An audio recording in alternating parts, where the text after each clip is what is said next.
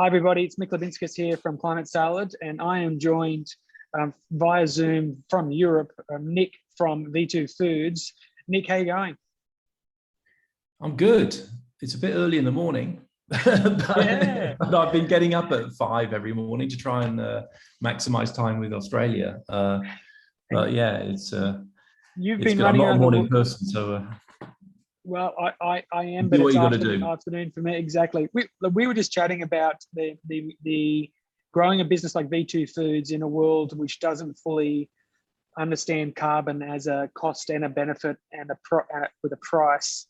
Tell me about in terms of you've got to build a business that is in advance of that. So someday it's going to be fully valued, but you've got to build it now.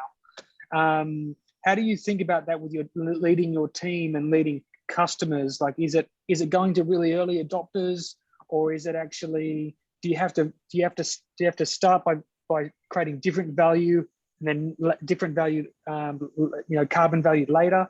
How are you thinking about it? Yeah. So I mean, look, plant-based meat, has been pioneered not by V2, yeah. So Impossible Beyond, 12, 13, 14 years ago, sort of started. So that path has kind of been already beaten. And whilst we want to get on a journey to be carbon zero, that's our northern star, if you like. We sort of the direct sort of value of carbon, even though there is a value, I don't need it for my business model. If I can be successful in selling plant-based meat and at a huge volume, sort of globally, then we will have a good sustainability outcome. So the job number one, delicious meat that is that people want to buy and is affordable for every sort of global citizen. And the indirect benefit of that, of course, is if you eat plant-based meat, you have a way lower carbon footprint. Now, in our journey, we kind of say, well, actually, our carbon footprint could be zero. Wouldn't that be great? And so that's sort of built into our strategy. That negative, that it's restorative, or it's it's possible because we're part of an agricultural system.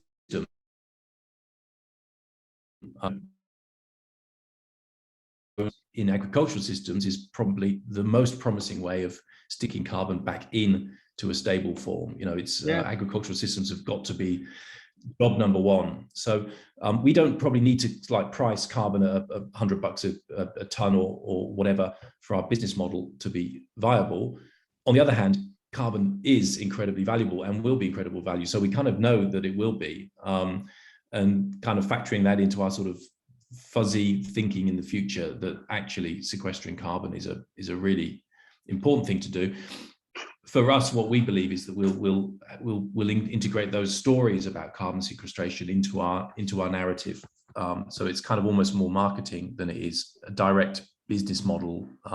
We don't need those dollars directly, but we're very happy to encourage the people who do the sequestration, because we're not the farmers, but encourage a system where that money makes it work.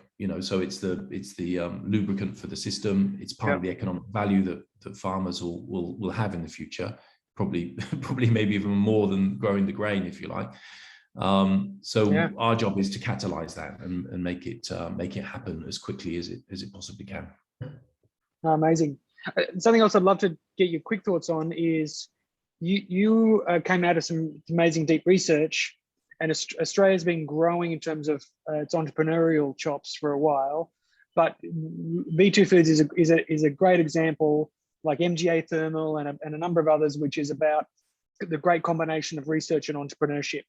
Can you tell me really briefly? I know what we mentioned my old buddy Phil Mall as someone who helped put that part of the journey. But can you tell me a bit about your journey with that, and also how do you think we can get more Australian success stories combining research and entrepreneurship? Yeah, so V2 came out of a conversation with Phil Mall and CSIRO. So we kind of started by working with CSIRO to develop technology for plant-based meat. That was where V2 started. And look, there are so many more areas of discovery that have to happen for this category to become huge. So that's very much part of the journey. We kind of, there is a paper actually written about venture science, which Ciro wrote, I co-wrote, which is sort of talking about this mechanism of reaching into academia and sort of pulling out the research and applying it in a business, in a startup. And it's I guess the point there is that what you don't want is these sorts of gates where researchers do their research and then develop it and polish it, and and then produce a paper, and then that paper gets published, and then access sort of happens to industry. What venture science is kind of saying is, look, there is this brilliant academics who are working in areas, and we've got entrepreneurs. Why don't we work together in conjunction? And before the paper's been published, let's take those results and use them. So we have a kind of like a story of I did a little bit of stuff before I started V2 with CSIRO. We wrote it was around what was it around? It was around when you create 3D. So when you've got your Oculus on and you're immersed in a virtual world, what would it be like if you had aroma going into your nose to tell you that you're entering a stinking swamp and opening a fridge with some sort of revolting corpse or something in there? Wouldn't that be more visceral? Because we know that there's a direct link between your nose and it. So anyway, long story short, there was some equipment or some technology at Ciro. I thought, what a great startup. And this was before V2. And I was thinking maybe we should do a startup. But in the end, we decided, we'll write a paper, academic paper. And then I stopped consulting. That project, we started V2. It's now 3 years on the journey, and V2 is now a sort of a growing business. The paper is going through the second peer review stage. It will be published probably in about 2 months' time, and I'll have my name on a paper, which probably won't be widely read or whatever. That was 3 years ago. That was 3.5 years before I started V2. So same scientists, actually. One of the scientists who work on that paper was one of the scientists I worked on V2, the original sort of flavor stuff. So it kind of tells you the relative speed. So reaching in, talking with the scientists, and you know what, the scientists loved it. They loved the speed of the speed to impact of a startup. So I don't know, how do we get those conversations going with academia? It's not cheapening the science. The paper will come out as well. So how can you have both, rigorous, peer-reviewed academic trajectory, which is important, but also get those ideas out and get them into the mainstream where actually they could have impact. Yeah. Look, I think just more work, more meeting, connection, collaboration, and more success stories like B2 Foods, which is fantastic. Amazing, mate. Anything you can tease us about in terms of upcoming products for V2 that are coming out? I mean, we obviously we're not limited to beef. So I mean, China, pork's been around for about a year, though you haven't seen it in Australia. So I mean, with all of our sales in China are around pork. And obviously other meats, there's no problem for us on our platforms to other meats.